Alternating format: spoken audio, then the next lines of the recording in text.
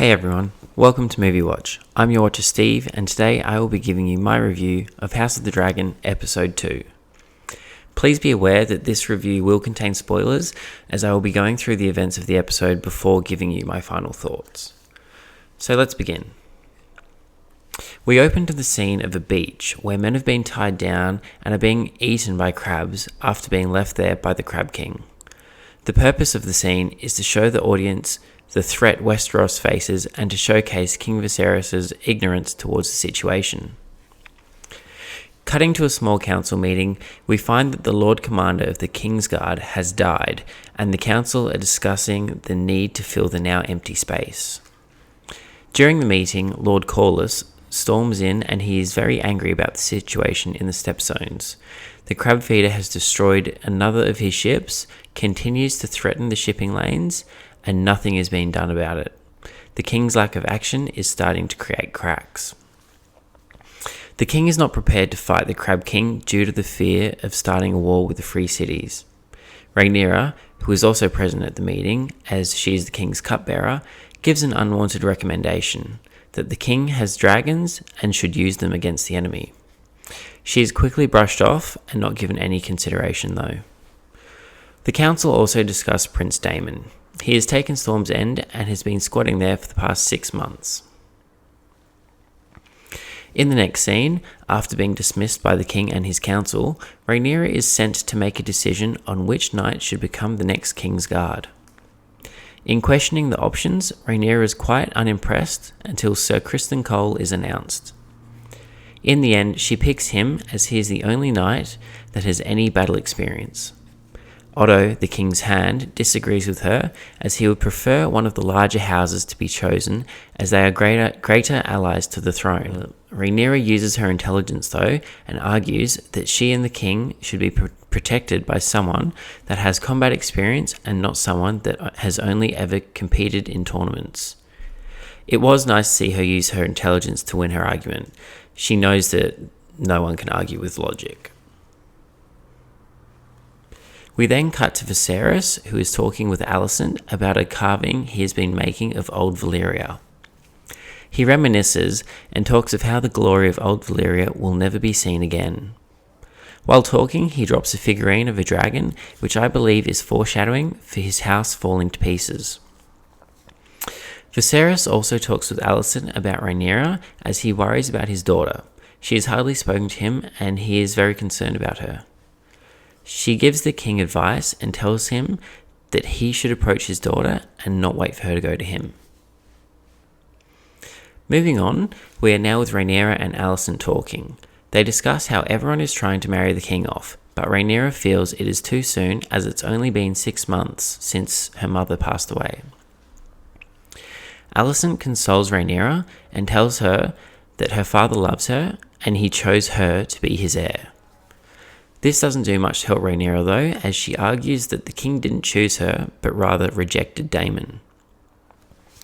The two begin to pray, as Alison tells Rhaenyra that praying comforts her because it helps her feel closer to her mother.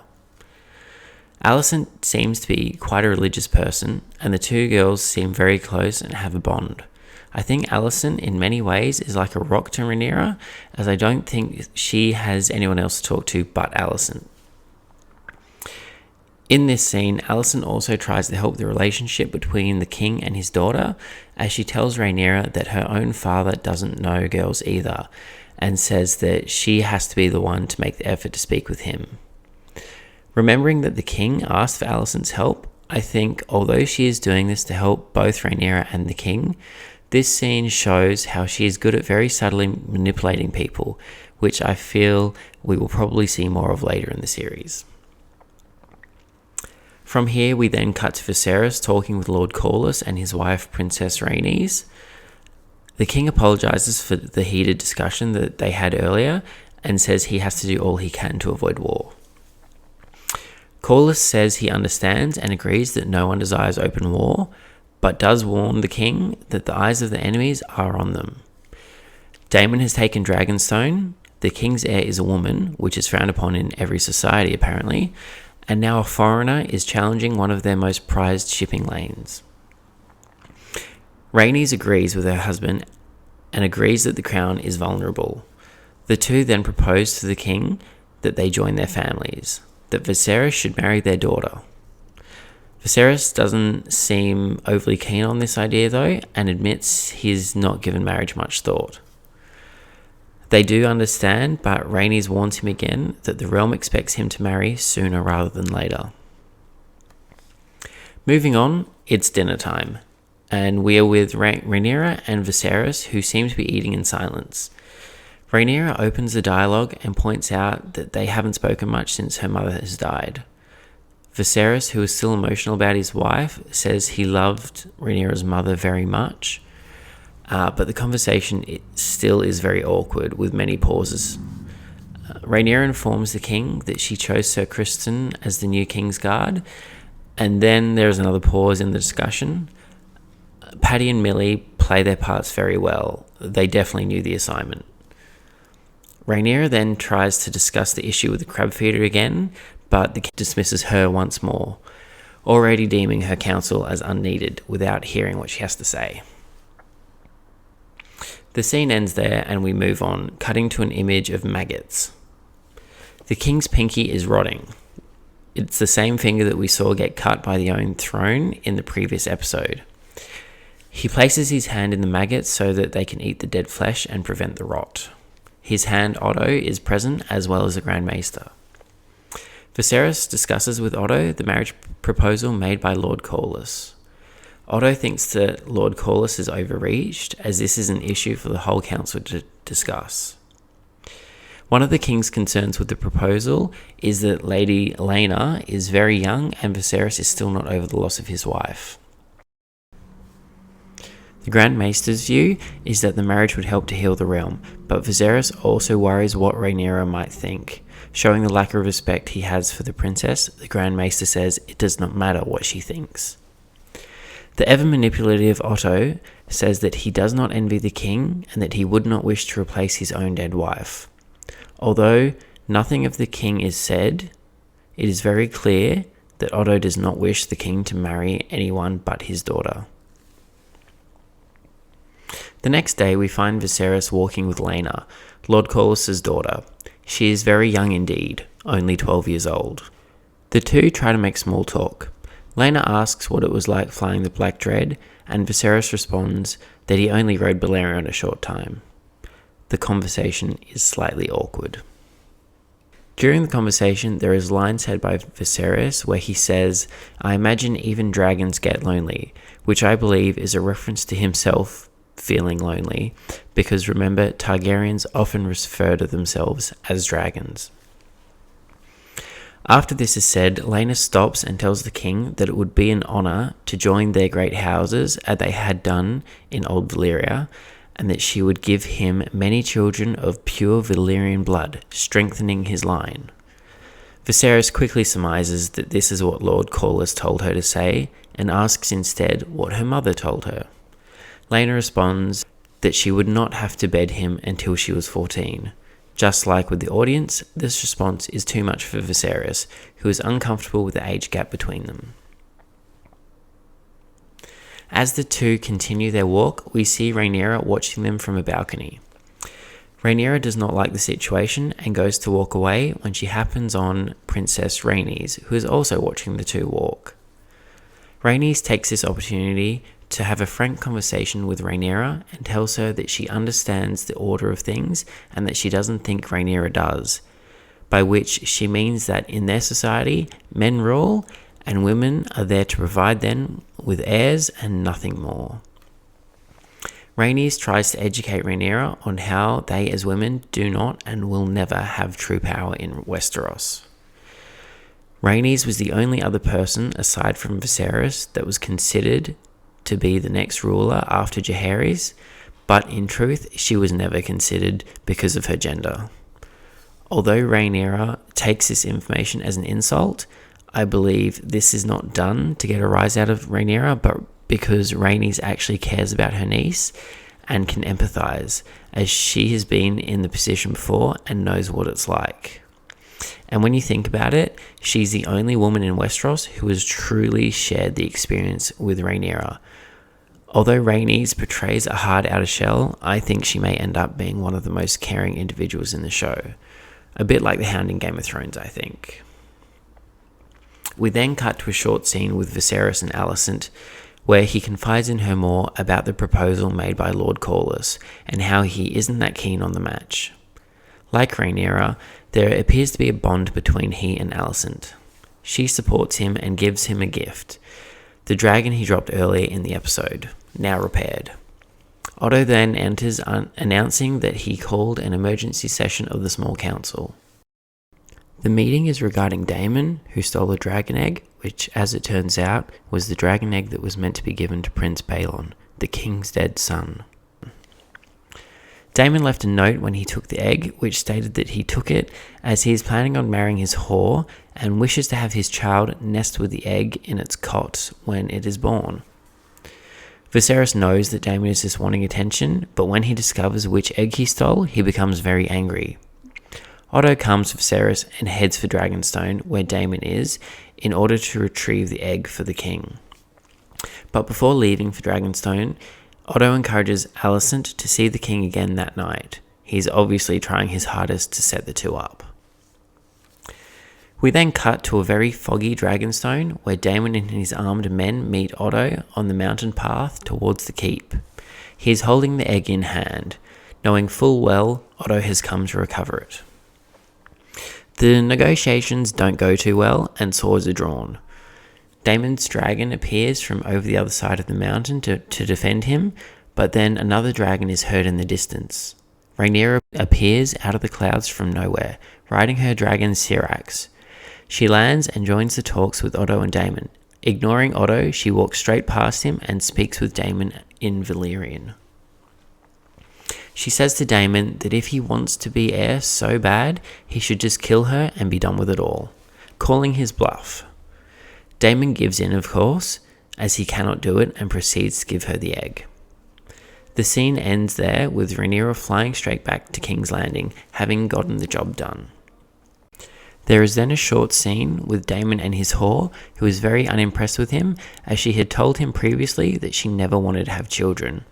It appears that she was also unaware that he announced they were to be wed, or that he said that she was with child. She's been sold as property more times than she can count, and he promised her safety. She is worried that this is all just a game to him, and he is not concerned about her at all, and that after everything is over, he will be fine, and she will be dead. That night, we find Viserys observing the dragon Alison gave him. With the issue of marriage still on his mind, he decides to meet with one of his advisors, Lord Lionel Strong, his Master of Laws, as he seeks an unencumbered opinion. Lord Strong tells him to be careful, as Driftmark makes a great ally and are very powerful. They hold the bulk of the Iron Throne's navy, and he does not want to get them offside. He believes that it is a smart match. Before continuing the conversation though, a knight informs Viserys that Rhaenyra has returned from Dragonstone, which confuses him as he was not aware that she had left the castle. A very cross Viserys then talks with his daughter about her actions. He is angry as she could have been killed, but is impressed she brought back the egg without any bloodshed. He reminisces on how much like her mother she is. They both miss her and bond over her. Rhaenyra is aware that he has a duty and understands that it is expected that he take a new wife, which does help Viserys, and he reassures her that no one could ever replace her mother or indeed her as heir. Viserys does not want to become estranged with his daughter, but you can tell that although Rhaenyra has told him she understands the situation, she is still heartbroken by the fact that he must remarry. Millie Alcock has done a great job betraying Rhaenyra so far. We then move to a meeting with the small council, with both Rhaenyra and Alison present. Viserys announces that he has decided to take a new wife. Lord Corlys sits up in his chair as he expects his daughter to be announced, but Viserys shares with them his intent to marry Alison. Lord Corlys is very upset with this. His family are the greatest power in the realm. His offer has been denied, and this does not sit well with him at all. Rhaenyra is also upset. Nothing is said, but the betrayal she feels is evident from her reaction to the news. We then end the episode with Lord Corlys meeting with Daemon. He talks about how hard his family has had to work for their success. He is a man that has great ambition and is very proud of all he has built. He compares Daemon to himself and believes they are very alike to one another. As Corlys speaks of the issue of the stepstones, we see imagery of people tied down on beaches being eaten by crabs. Lord Corlys proposes that he and Daemon do something about the crab feeder, because if the shipping lanes fall, then Corlys's house will be crippled. He also points out that waiting in the stepstones is a chance for Daemon to prove his worth. We end with a close-up of the crab feeder, who is wearing a broken Milanese helmet and has burns all over his face and body. I'm definitely enjoying the show so far. Much like the first season of Game of Thrones, House of the Dragon has a slow build. I'm not worried about this though, because there are lots of pieces to the puzzle, and I get that it needs to take time to introduce everything before we can get into the thick of it all. Although it is a slow build, there is still a lot going on, much more than Game of Thrones had at this stage of the story anyway. We have the dramas with Daemon wanting attention. The king has lost his wife and now has all the pressure of finding a new one, as well as providing the realm with a male heir. Then we have the lords plotting for more power by marrying their daughters off to the king. Rhaenyra is beginning to feel the pressures of being named heir and not meeting the standards of the lords of Westeros. The crab feeder is growing ever more powerful and is yet to be challenged. And now there's the fact that Rhaenyra's best friend is betrothed to her father. Talk about drama. There may not be any action in this episode, but I think it still had a moment or two of suspense, such as when Daemon and Otto had their little standoff at Dragonstone, and when Viseros announced his intent to marry Alison. I must say I am looking forward to the messiness that's going to come with that. I think I would have liked to see more of Daemon though. He seems like a complex character, and I'm keen to know more about him. There's only a certain amount of time in a show, so I get that they don't have time for everyone, but he's one of the characters that interests me the most. I also like Princess Rhaenys. She seems like a complex character as well. I don't think she's quite as hard as she portrays herself to be. I think she cares more than she lets on. At least, that's the impression I got after her interaction with Rhaenyra on the balcony. Hopefully we get to see more of her in the future. The portrayal of Viseros has also been good. There's a lot going on for him, and I think Paddy is doing a great job of showing all the emotions the character is feeling. We see the love he has for his daughter, the stress he feels from the duty of being king and the need to marry again, and the brief moments of peace he feels during his scenes with Alison. Speaking of, I'm not sure how I feel of her yet. I'm yet to make up my mind. I know she's a very important character to the storyline, but at this point I feel she's a bit more of a side character and more of a pawn for her father to do with as he wishes. I'd like to see her come out of her shell a bit more and become more of an individual rather than just a puppet. I think in time she could turn into someone a bit more like Lord Corlys, who is headstrong with lots of ambition and pride. All the acting has been strong, but I must say my favourite of all so far has to be Millie Alcock. Her portrayal of young Rhaenyra has been the best so far. It's a shame we don't get more time with her in the show. It will definitely be interesting when the actors change hands midway through the series. Emma Darcy will have her work cut out for her when she takes over, because I think most of the audience are in love with Millie's performance at this point. I still feel that a lot of the reason why House of the Dragon is doing so well is because it hasn't had to world build as much and has been able to get right into the plot from the get-go, without having to introduce characters and locations from scratch. Already having that familiarity with the world and the families really helps. At this point, I don't think I have anything to criticize with the show. As per usual, the visuals are stunning, the score is on point, the story is strong, and the acting is brilliant. If HBO keeps this up, we are going to have one great show on our hands that will definitely give its older brother, Game of Thrones, a run for its money. I am invested, and I'm looking forward to the next episode. Those are my thoughts on House of the Dragon Episode 2 though. I hope you enjoyed listening. If you want to hear my thoughts on the rest of the series, as well as other shows and movies, or if you like movie and TV show trivia, then please subscribe. But that's it from me this time, everyone. Thanks for tuning in.